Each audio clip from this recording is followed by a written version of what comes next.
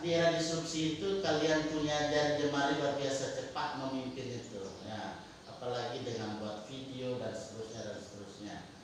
Yang pasti bahwa kalian itu generasi muda, generasi hebat di era disrupsi ini. Karena itulah pada kesempatan ini Alkitab, walaupun ini buku kuno, sudah lama, tapi tetap dia relevan, ya. Relevan di era modernisasi, di era apalagi disrupsi ini dengan kemajuan iptek yang ada, betul? Nah, saat ini tema kita, judul untuk materi adalah peranan Alkitab dalam kehidupan orang Kristen. Ya. Mari kita lihat di sini tentang peranannya, ya. Alkitab. Coba kalian pegang Alkitab kalian, semua Alkitab kan? Alkitab ini dapat dikatakan satu-satunya sumber, ya, satu-satunya sumber bagi kehidupan manusia untuk bisa mengenal Allah. Ingat itu, ya, dari Alkitab kita bisa mengenal Allah. Karena itu sangat penting setiap orang yang hendak mengenal Allah, dia mendengar, kemudian membaca, mempelajari, dan juga tentu mengindahkan Alkitab. Bagaimana mengindahkan Alkitab? Ya, membacanya dengan baik, dengan benar, ya. Mulai kita mendengar Alkitab, ya. Bagaimana Alkitab yang ada itu kita gunakan. Kalian sudah biasa menghadiri ibadah-ibadah kan? Tadi ibadah ikut ibadah umum. Bagus, ayo ikut. Nah, itu. Jadi jangan pikir kelas aktivisasi sebentar sudah satu kali.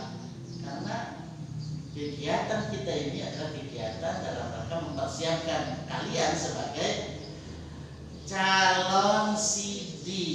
Nah, itu sudah tahu arti CD? CD artinya penuh, ya. Jadi kalian itu bersiapkan menjadi anggota CD jemaat yang bertanggung jawab penuh atas semua aspek pelayanan gereja. Itu CD. Itu dari bahasa Sanskerta. Ya? Makanya kalian itu jangan karena pikiran sebentar saja sore jam 16 ada katekisasi sehingga tidak begereja. Harus begereja, ya? Karena itu panggilan sebagai orang Kristen, ya? Lalu bagaimana kita bisa menghadiri, ya? Menghadiri ibadah, menghadiri kebaktian, sehingga kita beroleh kesempatan mendengar, membaca. Ayo tadi kan hadir toh, ada dua perikop tadi yang digunakan dalam pemberitaan itu. Satu yang di kitab, itu. Terus berikutnya di Injil Matius. Nah, itu. Jadi dengan demikian kalian akan senantiasa punya kesempatan seperti ini supaya lebih bermanfaat, ya. Akan lebih bermanfaat bila tadi ada Alkitab ibadah. Nah, itu. Jadi kalian harus bawa Alkitab, bukan Alkitab, ya. Jadi usahakan bawa Alkitab ke ibadah. Ikuti pembacaan dengan penuh perhatian. Gitu.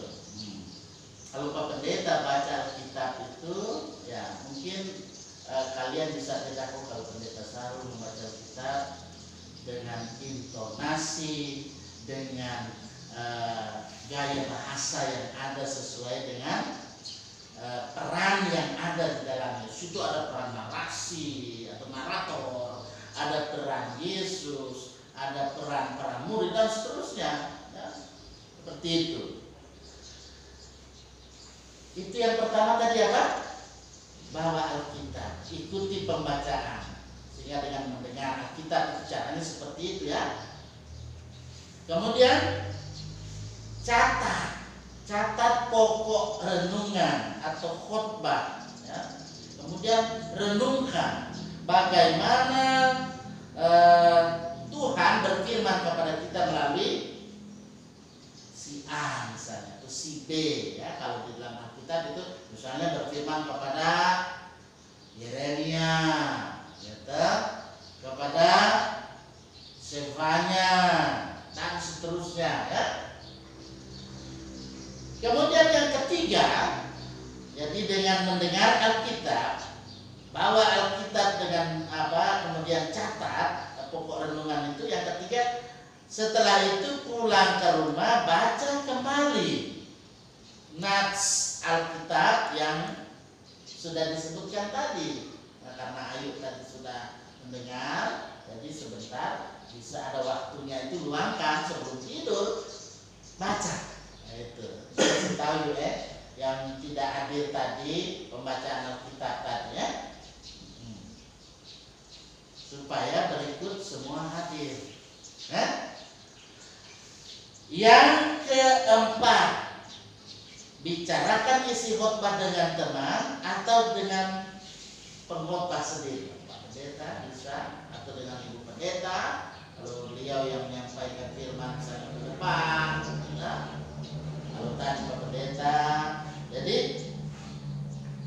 bicarakan isi khotbah ya, sehingga firman Tuhan itu benar-benar menjadi apa? Santapan rohani bagi kita, tidak hanya sekedar apa? Datang, dengar, duduk, kiat mata.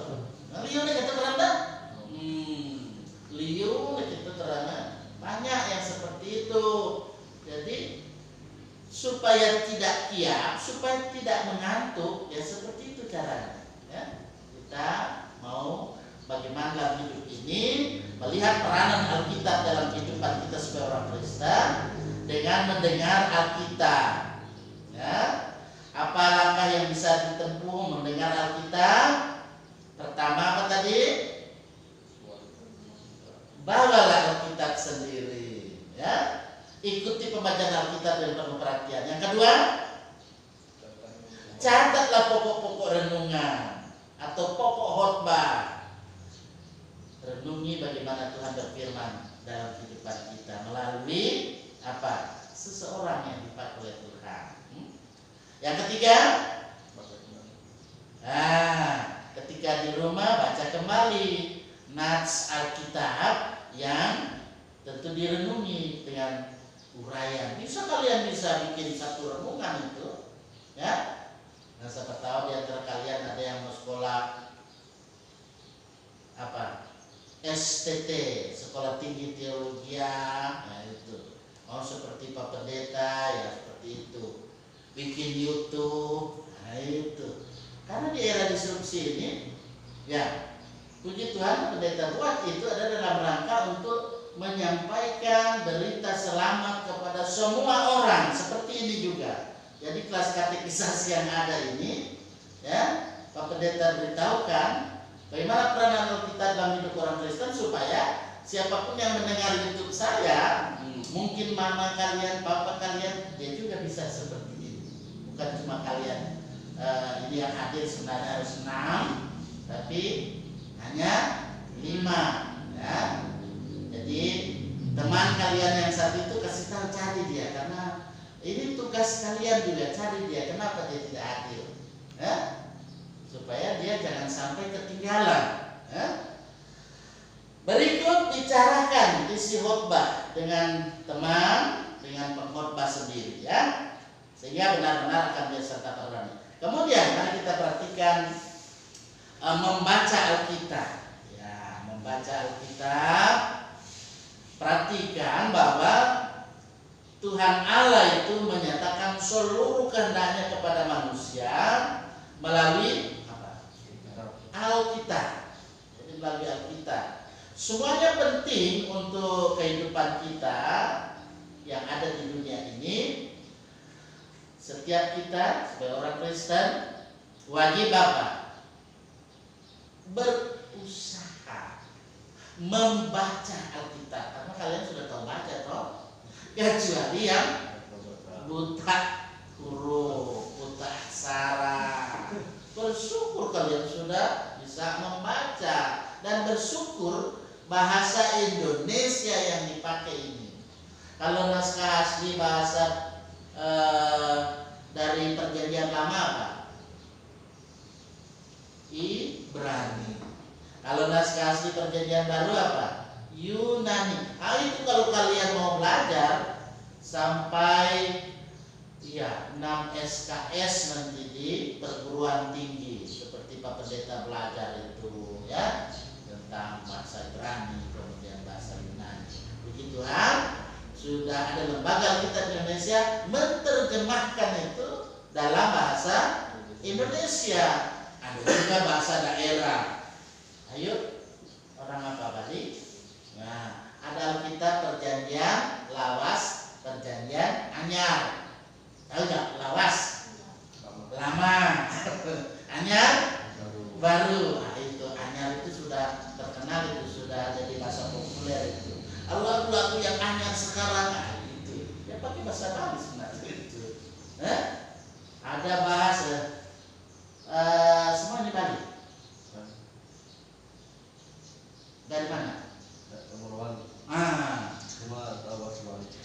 Tahu sudah bahasa Bali. Ya, bagus. Dari Morowali. Di sana suku aslinya apa? Bahasa Morowali. Ya. Nah, tahu bahasa Morowali? Tahu sedikit. Nah, tahu sedikit. Jadi berikut ada dari Bali juga. Ya, Bali juga. Nah, itu. Jadi bahasa-bahasa daerah yang ada itu memberikan kepada kita peluang untuk lebih mengenal itu. Mengenal siapa tadi kan kita mengenal Tuhan Allah, Tuhan Yesus yang kita sembah. Itu yang akan menolong terus ya, sehingga membaca Alkitab itu dimulai dari apa? Kejadian. Nah itu sudah belajar kemarin itu. Nah, bukan cuma dihafal tapi dibaca ya. Kemudian Perjanjian Baru ya. Coba Perjanjian Baru.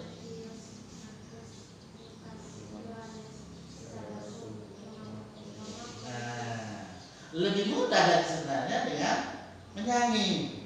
Coba nyanyikan sama-sama, 1, 2, 3.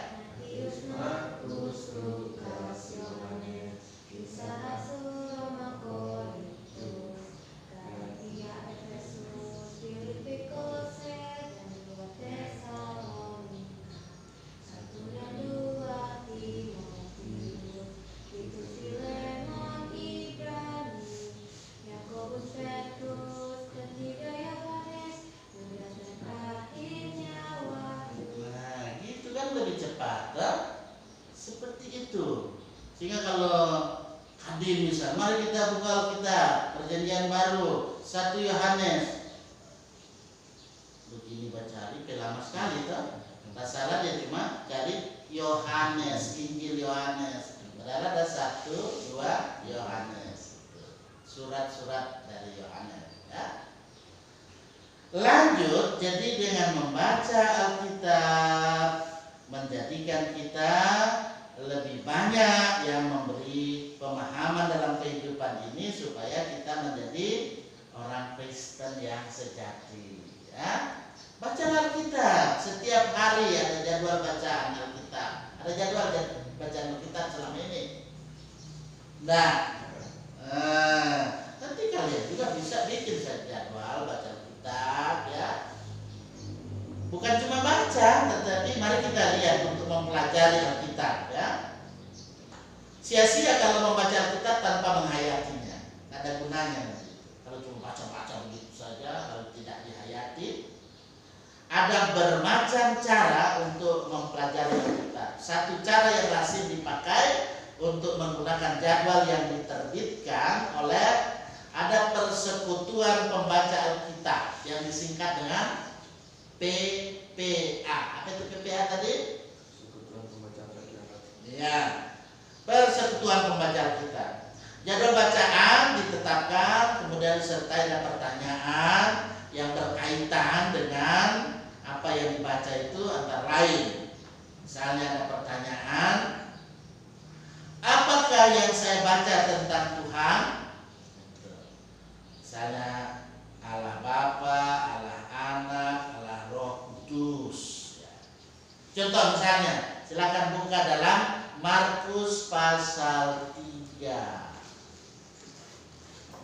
Markus pasal 3 ayat 20 sampai 30 ya. Baca satu orang satu ayat, nyaring ya. Injil Markus pasal 3 ayat 20 sampai ayat 30 ya. Mulai dari Arjuna baru terus Ayu dan bentar ya. Udah, saya ulang lagi Markus 3 ayat 20 sampai 30. Udah dapat? Jangan lama Mbak buka. Cepet. Ya. Dah?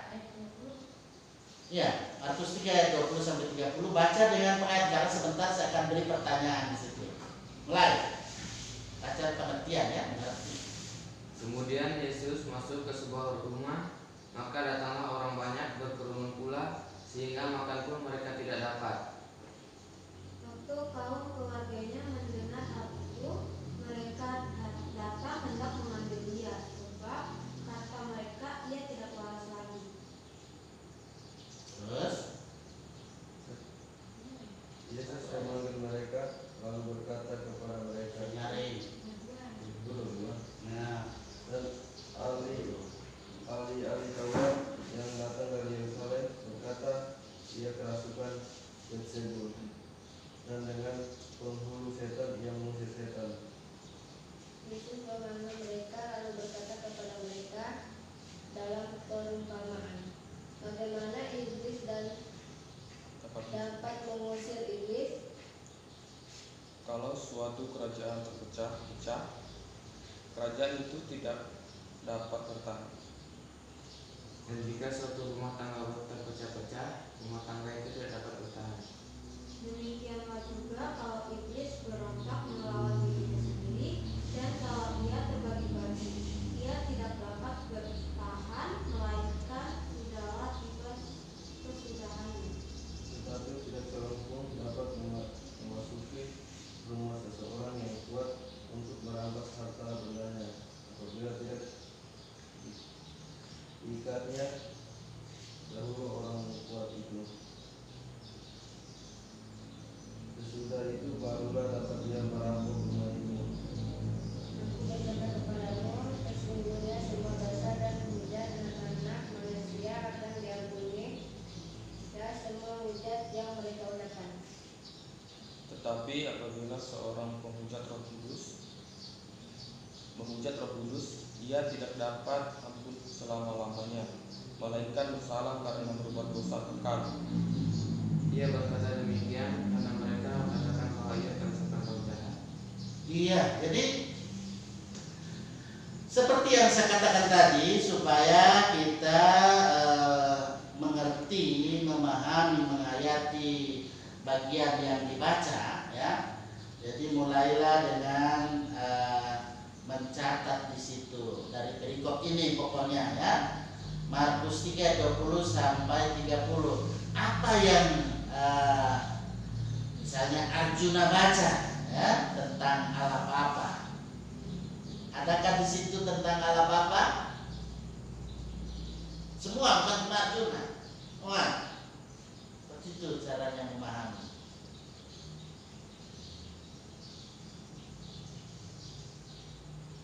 Apa yang kalian baca tentang Allah Bapa? Adakah di situ?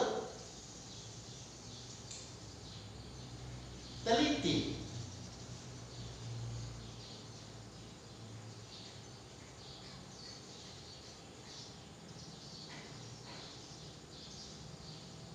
Ada? Ya, ini satu proses Saya katakan, ya di situ tidak ada tentang Allah Bapa. Allah Anak ada? Hah? Allah Anak di situ ada. Di situ dia melayani tanpa memperhatikan kepentingan diri sendiri. Perhatikan itu ya. Dalam perikop Markus 3 20-30, ia tidak berhenti melayani sekalipun waktu makan sudah tiba. Kemudian keluarganya tidak mengerti pelayanannya. Dialah yang kuat yang dapat menguasai iblis. Gitu ya. Seperti itu. Kemudian tentang Roh Kudus. Perhatikan. Adakah di situ yang kalian baca, kalian pahami tentang Roh Kudus? Nah? Ayo, ada? Kalau ada gimana? Kalau tidak gimana? Nah, tadi ada yang bilang tidak. Tidak tadi dibilang. Atau ada? Jadi diteliti. Jangan langsung bilang tidak.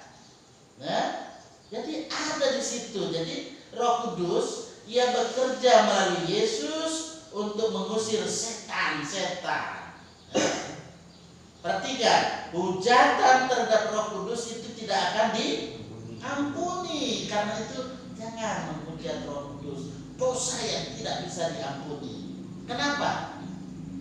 Karena sekali kalian sudah menyatakan dengan pengakuan iman, nanti hafal itu pengakuan iman Rasuli, pengakuan iman Konstantinopel, lalu kalian keluar dari pengakuan itu namanya sudah menghujat Roh Kudus. Ya, itu antara lain. Ya. Jadi jangan sampai terjadi seperti itu. Karena itu satu kali percaya kepada Yesus Kristus sampai mati. Karena dia itulah jalan menuju pada surga. Nah, itu. Hanya satu jalan kehidupan. Itu. Iya, jalan. Saudara kita yang dari sebelah, yang biasanya itu ayat kunci yang dia dapatkan di Injil Yohanes. Nanti tugas kalian saya berikan nanti supaya seperti ini membaca Alkitab ya. Misalnya apakah yang saya baca tentang Tuhan, tentang Allah Bapa, Anak, Roh Kudus, apakah pedoman teladan bagi hidup saya, adakah janji Tuhan, adakah perintah atau larangan untuk ditaati, adakah dosa yang harus saya jauhkan, adakah peringatan bagi saya. Catat yang paling berkesan itu. Jadi dengan demikian misalnya saya minta supaya nanti membaca itu Injil Yohanes lah ya. Lebih itu dia sangat menyentuh di hati kita. Bukan berarti ini yang lain tidak menyentuh di hati. Itu lebih mengingatkan kepada kita supaya kita fokus pada jalan yang dia berikan itu ya. Itu. Jadi Roh Kudus ada itu tadi di dalam apa tadi? Perikop tadi Markus 3 20-30. Kemudian di perikop itu di Markus 3 20-30 perhatikan ya, ikut perhatikan, jangan cuma saya nanti sia-sia nanti ya. Kalau saya memang saya bagian itu ya, sampai makanan saya setiap hari saya harus cerna itu. Adakah pedoman atau teladan yang kalian peroleh di sini? Teliti. Kalau ada, katakan ada dan berikan singkat penjelasannya. Ada? Ada, bagus. Jadi apa di situ pedoman atau teladan yang ada itu kita terima? Jangan sekali-sekali menghujat Roh Kudus. Ya, jangan sekali menghujat Roh Kudus bisa juga. Apalagi ya seperti itu. Mulai. Saya senang itu berarti sudah mulai ada sedikit kemajuan daripada tidak sama sekali. Ayo ada lagi. Saya ajak ini proses seperti ini beda pelajaran-pelajaran yang lain yang belajar katekisasi seperti ini. Ya. Ada lagi? Adakah pedoman atau teladan yang saya terima dari sini, dari Markus 3:21-30 itu? Tadi sudah ada dikatakan ya, supaya jangan menghujat Roh Kudus. Ada lagi? Ya, supaya jangan terlalu lama, nanti terus ya belajar seperti ini. Kita harus melayani sesama manusia tanpa pamrih. Itu inti yang ada lagi di dalamnya. Nah, itu teladan melayani orang tanpa pamrih. Nah, biasa kan kita cepet dulu. Kalau tidak cepet tidak mau. Nah, itu. Seperti itu kalau orang Kristen, jadi dipanggil untuk apa? Melayani, ya, melayani sesama tanpa pamrih. Adakah janji? Ayo, Adel, Adel ya, Adel, Amel, ya, Amel saya lihat sudah mulai agak mengantuk ya. Adakah Amel? Adakah janji?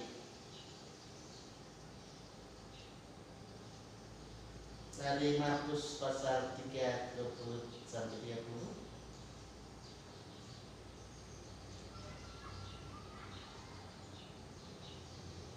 Nah, kalau tidak Amel sampai Andri ya. Saya harus catat nama-nama supaya hafal. Andri, ya?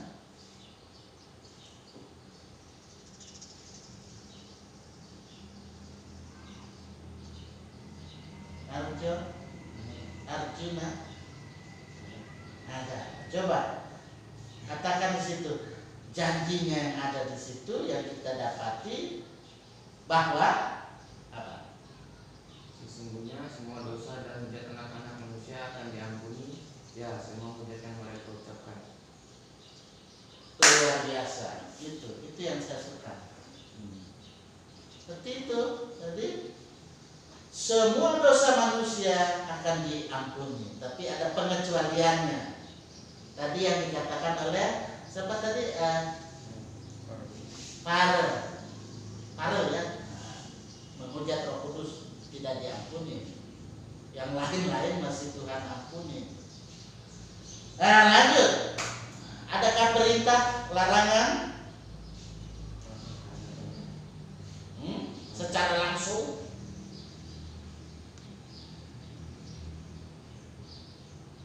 Ya, memang kalau dicari perintah atau larangan itu memang secara langsung tidak ada, ya, tidak secara langsung.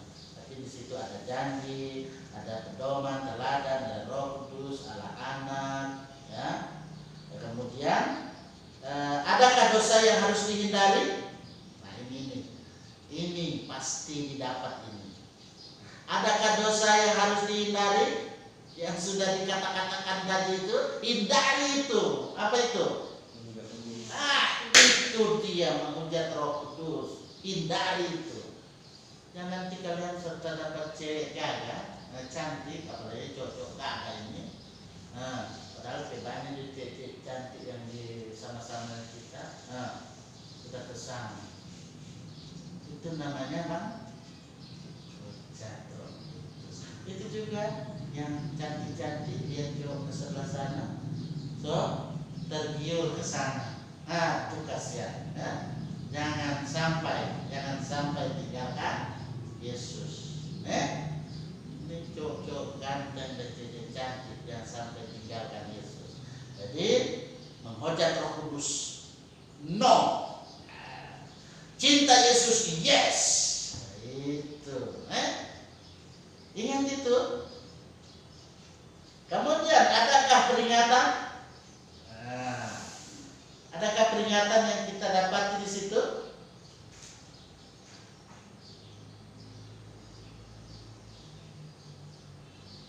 Apa peringatan yang kita dapat di situ?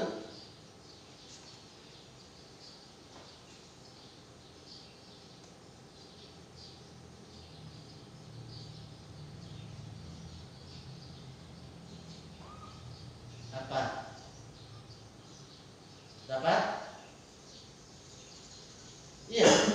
peringatan kalau kita lihat di situ keluarga Yesus ya tidak mengerti pelayanannya.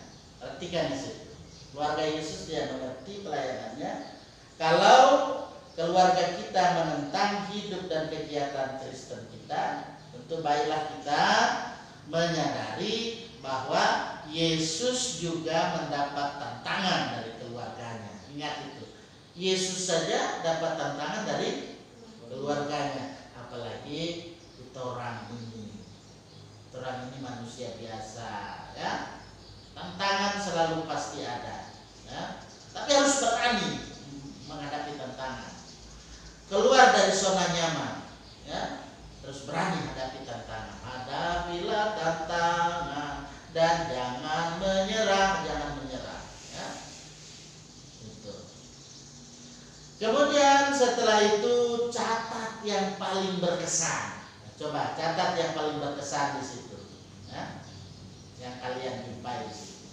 Catat. Mulailah mencatat yang paling berkesan.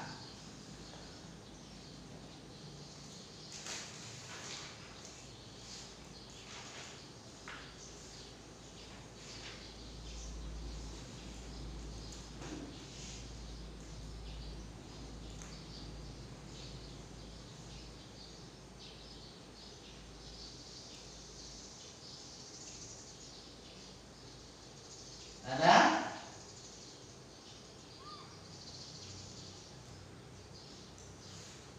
Yang paling berkesan ada yang sudah disebut-sebut tadi. Kalau kalian ikuti dari awal, ya, tidak banyak berpikir lagi, sudah karena sudah ada di kepala dari awal tadi itu. Karena itu butuh konsentrasi kalau belajar. Apapun pelajaran yang kita pelajari harus konsentrasi. Yang paling berkesan apa? Semua dosa kecuali hujatan terhadap Roh Kudus dapat diampuni di dalam Yesus. Itu yang paling berkesan, kan? Paling berkesan itu. Jadi mulailah selalu dalam hidup ini banyak mendengar firman Tuhan, ya. Kemudian banyaklah baca firman Tuhan, banyak belajar Alkitab, ya. Itu berarti kita akan dapat lebih mengerti, ya, lebih memahami tentang siapa Tuhan Allah itu yang kita sembah, ya, di dalam Yesus Kristus, dalam kuat kuasa Roh Kudusnya, sehingga kita juga mengetahui bagaimana Allah berfirman kepada manusia seperti itu. Mengindahkan Alkitab, ya. Bagaimana kalau kalian mengindahkan Alkitab? Membaca. Ya. Membaca, apa lagi? Memahami. Jadi apa yang kalian katakan tadi, kalau kita hanya membaca saja, tetapi kita tidak mengindahkan dengan mentaati, itu yang penting, ya. Melakukan apa yang diajarkan oleh Alkitab, itu indahkan, itu mengindahkan, taati, ya, supaya dalam kehidupan ini, misalnya 10 hukum Tuhan dihafal. Hafal itu, ya. Nanti akan evaluasi juga itu, ya. 10 hukum Tuhan, hukum kasih, nah itu kalau 10 hukum Tuhan di mana? Keluaran 20 ayat 1 sampai 17. Hukum kasih Matius 22 ayat 37 sampai ayat, kasihlah Tuhan Allahmu dengan segenap hatimu, dengan segenap jiwamu, dengan segenap akal budimu. Itulah hukum yang terutama dan pertama. Dan hukum yang kedua yang sama dengan itu ialah apa? Kasihlah sesamamu manusia seperti dirimu sendiri. Pada kedua hukum inilah tergantung seluruh hukum Taurat dan kitab para nabi.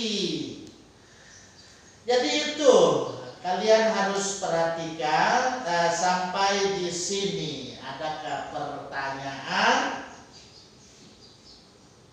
Ya, Pak Pendeta mau supaya apa yang saya jelaskan bisa dicerna, dipahami, dan kalau ada pertanyaan silahkan tanya. Ya, kalau jelas, ya, sudah ada pertanyaan ya cukup sampai di sini dulu untuk pelajaran ini tentang apa tadi, peranan Alkitab dalam kehidupan orang Kristen. Ya.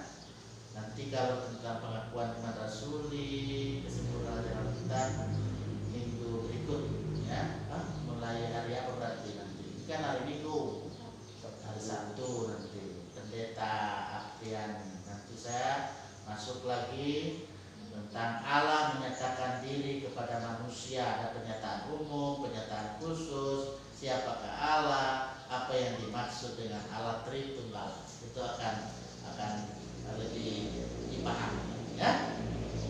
Oke, sampai di sini ada pertanyaan? Tidak?